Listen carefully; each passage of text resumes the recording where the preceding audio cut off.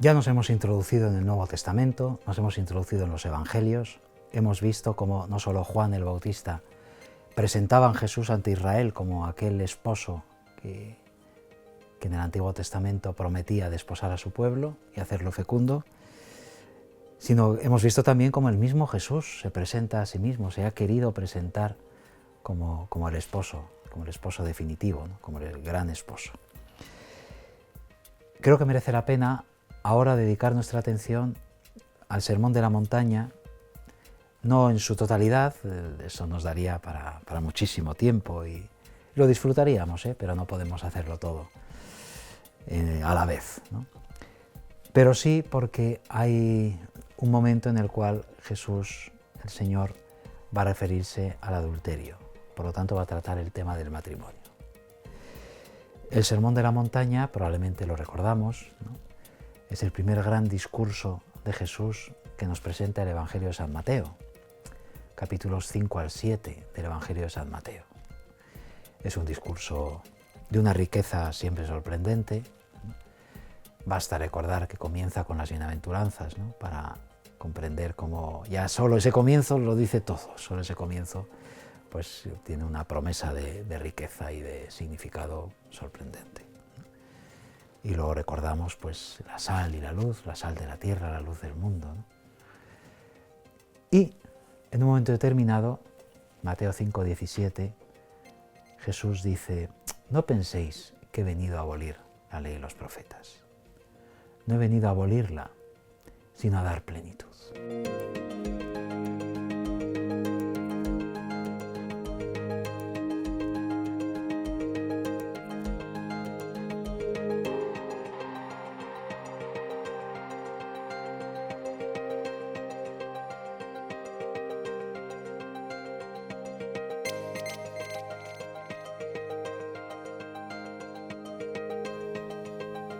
Y ese dar plenitud es un concepto rico de significado, ¿no? Que significa no solamente cumplir, se podría traducir así, pero cumplir de una forma nueva, ¿no? Cumplir llenándolo, por así decirlo, hasta los mismos bordes, ¿no? Ese recipiente del Antiguo Testamento aparece como precisamente eso, como un recipiente que busca ser llenado. Cumplir en latín significa llenar, igual que el verbo griego. Es decir, es una palabra que busca ser llenada por una carne, y esa carne es la carne de Jesús. Esa carne es la carne del cristiano. Por lo tanto, no penséis que he venido a abolir. La enseñanza de Jesús era tan novedosa que algunos pensaban pues, que este maestro nos trae algo distinto de la Torá, distinto de la ley de Israel. No penséis eso, porque no he venido a abolirla. Tampoco he venido a dejarla como estaba. Porque sin cambiar ni una letra, sin cambiar ni un ápice, toda la Torá, toda la ley queda transformada, precisamente porque adquiere su carne en Jesús, ¿no? Por lo tanto hay un antes y un después. No penséis que he venido a abolir la ley y los profetas, no he venido a abolir sino a dar plenitud, ¿no? Y un poco después, en ese mismo pasaje, el Señor les dice a sus discípulos, los que le están escuchando ahí en la montaña de Galilea, ¿no?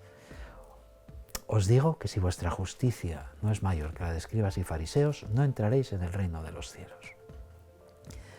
Entonces ahí comprendemos cómo la enseñanza de Jesús es cumplimiento de la antigua palabra, la ley y los profetas, un cumplimiento desbordante, y por otra parte es una doctrina que va a ser mucho más fiel a esa palabra que la doctrina de los escribas y fariseos, que era la que entonces alimentaba al pueblo de Israel. Pues esto nos sirve ya como el doble punto de referencia para entender la enseñanza de Jesús. Luego ya este Sermón de la Montaña va a tener tres grandes bloques, ¿no? El primero es eso que llamamos las antítesis, ¿no? Habéis oído que se dijo a los antiguos, pero yo os digo, donde Jesús, por así decirlo, devuelve algunos mandamientos de la Torá su verdadera dignidad, su verdadera grandeza. Luego hay una segunda sección que está centrada en el Padre, ¿no? Cuando hagas limosna, cuando ores, cuando ayunes, ¿no? El Padre que ve en lo escondido te recompensará. Es decir, las obras de piedad realizadas siempre de cara al Padre, ¿no? Y por último ya una tercera parte en la cual se invita a vivir en la confianza con respecto a los bienes creados, a la creación, ¿no? Y pues mirad las flores del campo, que ni tejen ni hilan, ¿no? Y sin embargo el Padre las viste. No os preocupéis por el alimento o el vestido, ¿no? Pedid y se os dará. Vuestro Padre sabe bien de lo que necesitáis, ¿no? Bueno, pues esas son como las grandes partes del Sermón de la Montaña.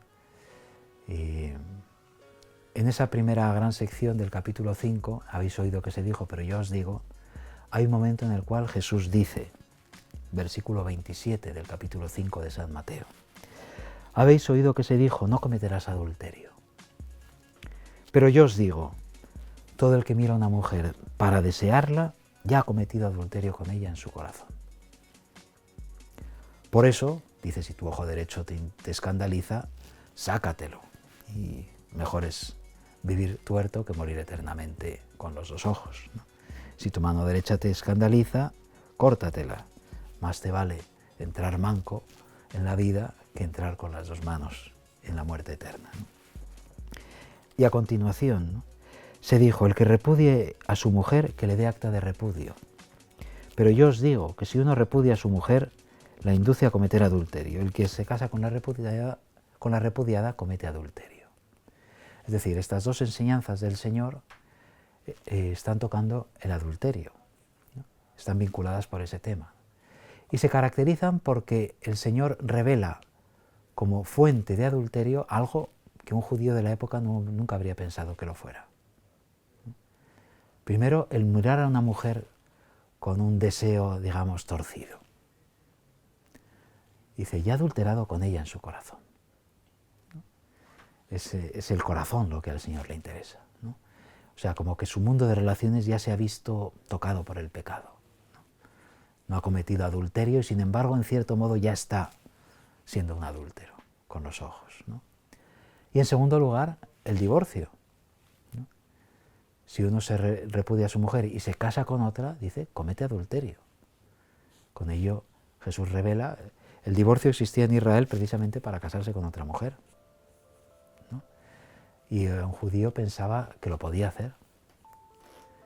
Por lo tanto, estas palabras del Señor son palabras que en cierto modo escandalizan.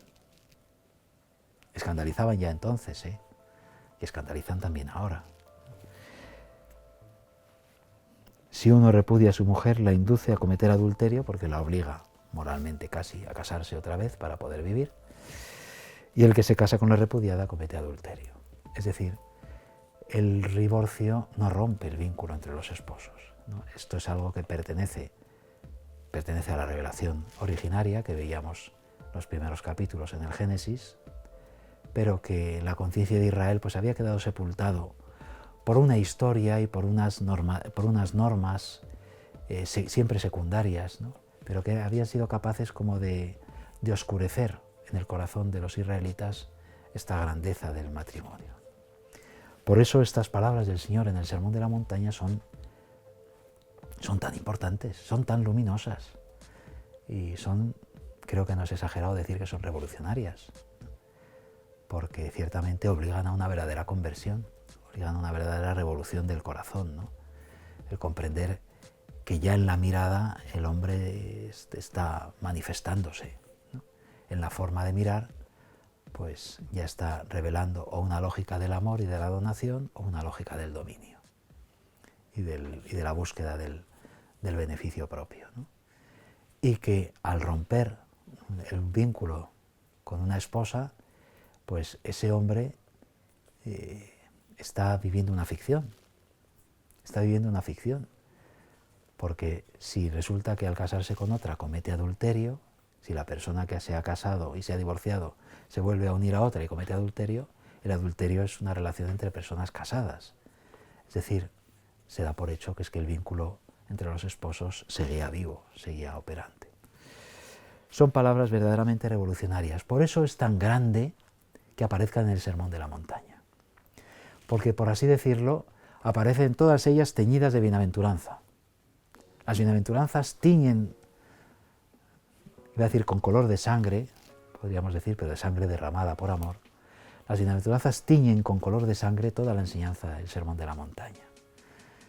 La última bienaventuranza nos habla de la persecución, los perseguidos a causa de la justicia. Es decir, ese color de sangre a veces es sangre en sentido real, ¿no? Pero sobre todo, esa palabra bienaventurados, por así decirlo, marca toda la enseñanza de Jesús. Y eso nos ayuda a comprender que es que el mirar a una mujer de una forma torcida es que es contrario a la bienaventuranza. Por lo tanto, es fuente de pecado y por lo tanto es fuente de tristeza y de tristeza eterna. Y el despreciar a la esposa y casarse con otra, o obligarse a ella a casarse con otra, es renunciar a la bienaventuranza. Esa bienaventuranza que se manifiesta en el Evangelio, en la vida según el Evangelio. Volveremos sobre el tema del divorcio, porque es el tema sobre el que le preguntarán a Jesús, sobre los fariseos, ¿no?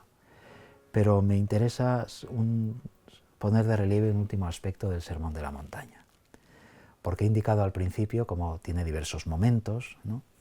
Y en el centro, al comienzo del capítulo 6 del Evangelio de San Mateo, está toda esa sección centrada en el Padre, ¿no? La limosna, la oración y el ayuno, ¿no? Y son pasajes muy parecidos, ¿no? Cuando des limosna, pues no hagas como los fariseos, etcétera. Cuando ores, no hagas como los que quieren ser vistos. Cuando ayunes, ¿verdad?, no desfigures tu rostro, tú que no lo vea nadie y tu Padre que ve lo escondido. Es decir, la estructura es siempre la misma, ¿no? Sin embargo, en la segunda enseñanza acerca de la oración, pues encontramos algo que no aparece en las otras. Y es el Padre Nuestro. Y cuando oréis no seáis como los paganos que multiplican sus palabras, ¿verdad?, esa verborrea, ¿no?, pensando que así van a traerse el favor de Dios, ¿no?, porque vuestro Padre ya sabe de lo que tenéis necesidad. Vosotros cuando oréis decid Padre Nuestro.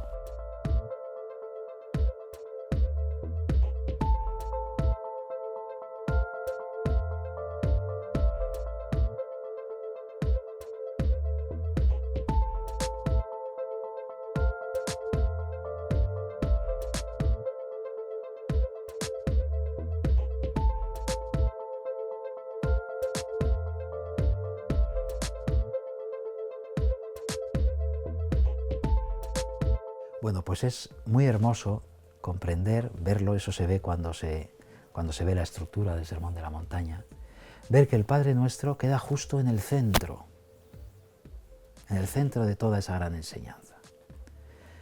Y muchas veces en la Biblia se deja para el centro de un libro lo más importante. En el centro queda el Padre Nuestro. Es algo así como la clave de bóveda en la que confluyen todos los nervios, ¿no? ¿Y eso qué quiere decir? San Mateo lo ha compuesto así para darnos a entender que sin el Padre Nuestro todo cae. Es decir, sin la relación viva con el Padre no es posible vivir las bienaventuranzas, no es posible vivir la fidelidad a la esposa, no es posible mirar a una mujer de forma limpia. Pero viviendo como hijos, es decir, una relación viva con el Padre, es posible la bienaventuranza. Y por eso en el Sermón de la Montaña, y en particular en la enseñanza sobre la unión entre los esposos, el Sermón de la Montaña no es un ideal que quede lejano y al que podamos acercarnos. Es el gran don que hemos recibido los hijos de Dios. Y por lo tanto es un don que está llamándonos constantemente a configurarnos con ese don. Por eso estas palabras sobre el adulterio del Sermón de la Montaña en el fondo son una fuente inmensa de esperanza.